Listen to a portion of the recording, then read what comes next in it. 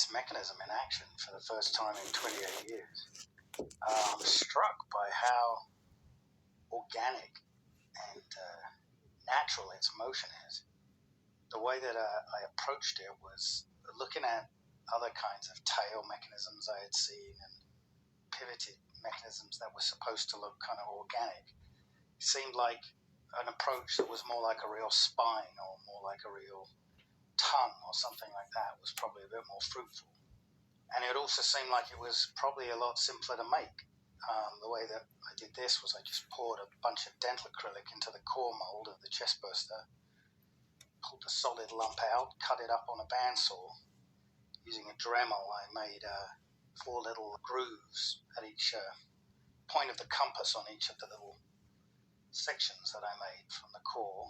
So I had a bunch of discs, like a spine, and each one had a little groove at each point of the compass. And I set into that Teflon tubing, and down the center as a spinal column, I used just a piece of cable housing.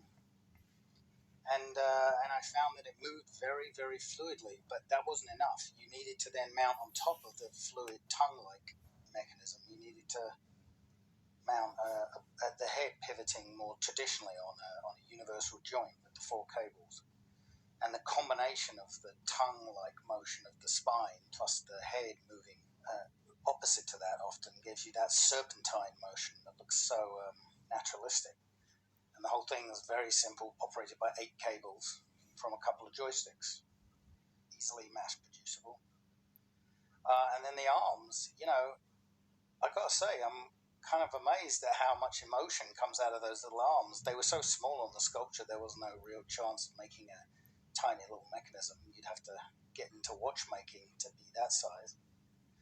So I just thought, you know what, I'll pull them with one tiny little cable just to give them some motion.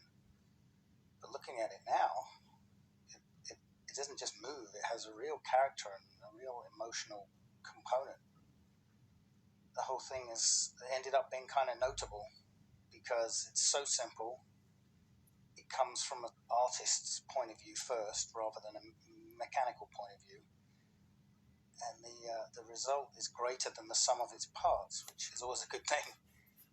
But for something this big, or a tongue, or an alien antenna, these interesting cable-operated spine mechanisms,